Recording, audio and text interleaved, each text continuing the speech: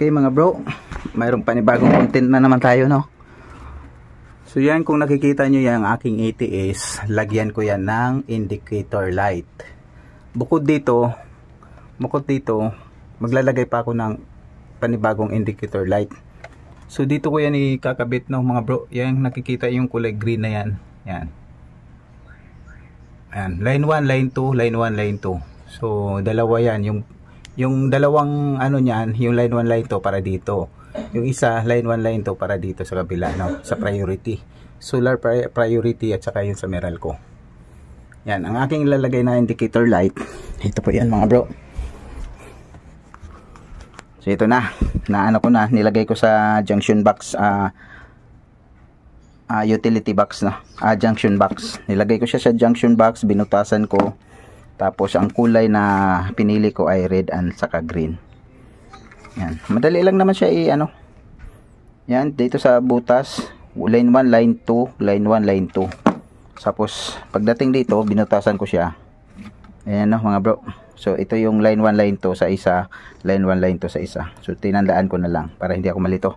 So ngayon, i-close na natin to mga bro, no. Okay. Mamaya uli. So okay mga bro, ganito ang itsura. Natakpan na siya, so maimis na. So lalagyan ko na lang pang dikit dito, ididikit ko na lang, no, para hindi na ako magbutas-butas doon sa aking wall. Pwede naman yan, idikit na lang kasi magaan lang naman siya.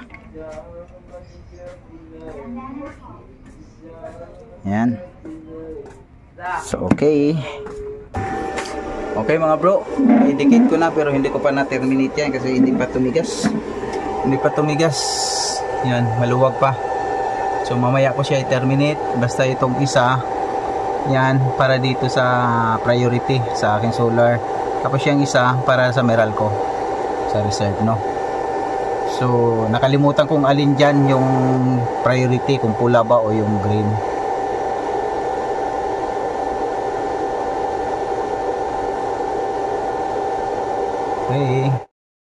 Okay mga bro, ayos na ang ginawa natin.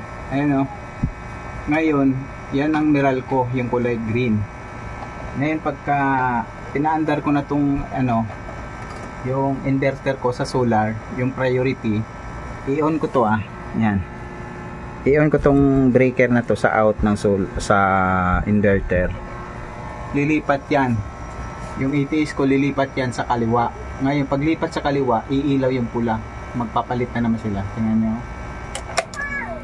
Diba? Kasi lumipat. So yan, yung kulay pula, ibig sabihin niya naka-solar na siya. Gumagamit na ako ng inverter. Ngayon, pag ibabalik ko sa Meralco, papatayin ko to. Yan, papatayin ko to. So babalik siya sa Meralco, pati yung ATS lilipat din yon. Tapos green na rin ang gagana niya. Ayan, o. See?